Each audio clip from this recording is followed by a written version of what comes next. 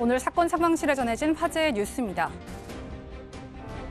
심야 시간대 난폭 운전을 벌인 일당이 경찰에 붙잡혔습니다. 경기도 안산시의 한 도로, 한 차량이 순식간에 앞차를 강하게 들이받습니다. 부딪힌 차량은 연기와 함께 크게 흔들리면서 중심을 잃고 마는데요. 알고 보니 이들은 자동차 동호회 회원으로 불법 레이싱을 하던 중 사고가 일어난 겁니다. 앞서 터널 3차로를 모두 차지하며 시속 200km를 달리는 등 수차례 불법 레이싱을 이어왔는데요.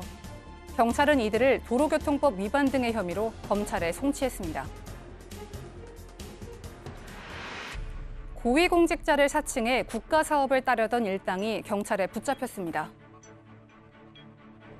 한 남성이 건물 안으로 들어옵니다. 그리고 하얀 서류를 챙겨서 나가는데요.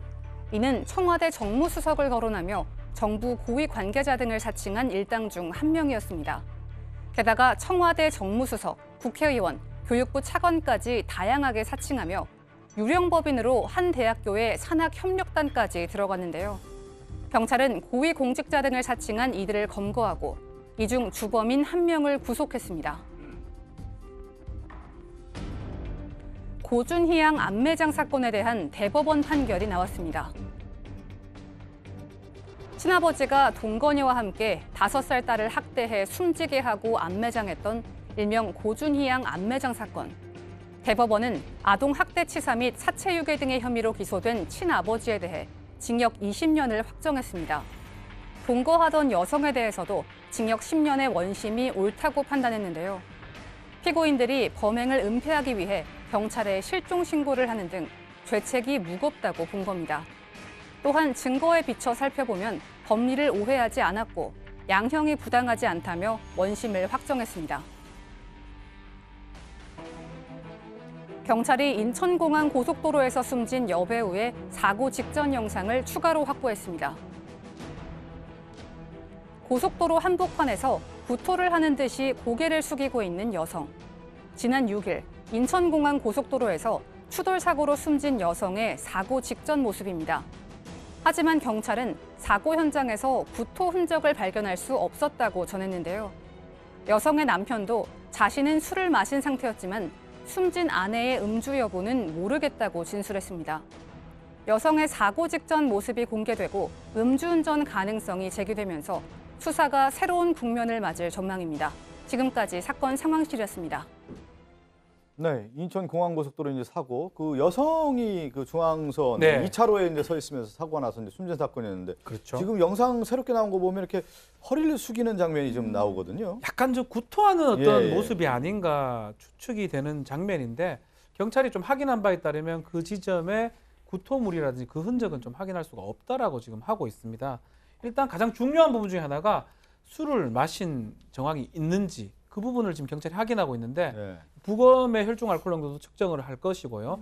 또 남편하고 어디서 술을 먹고 동석자를 조사해서 이 여성도 20대 운전자 여성 운전자도 술을 마셨는지 그 부분을 확인할 것으로 보고 가장 중요한 거는 2차선에 왜 정차했을까? 그러니까요. 이 예. 부분을 좀 확인을 해야 될 것 같습니다. 그러면 결국에는 이제 남편의 진술에 의존을 해야 되는 예, 건데, 예. 남편이 아내가 술을 먹었는지 잘 모르겠다. 네, 제가 이제 설명드리지 않았습니까? 네. 그 진술이 맞는 건지, 또 하나는 뭐냐면 왜 2차로에 세웠느냐에 대한 부분이 남편은 그 얘기가 나왔나요?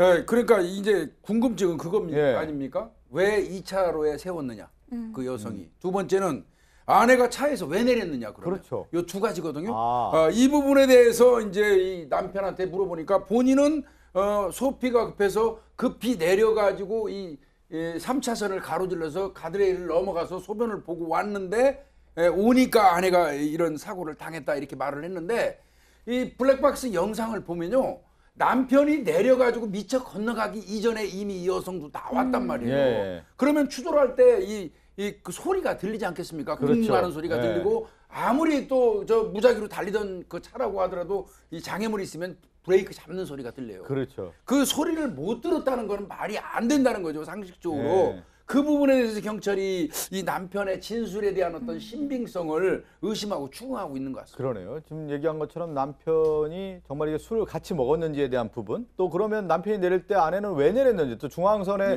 네. 2차로에서는 왜 섰는지, 지금 또 하나 얘기한 것처럼 남편이 아내가 이 사고가 난 시점을 제대로 알고 있는지에 대해서 경찰이 좀 뚜렷하게 조사가 이루어져야 될 것 같습니다.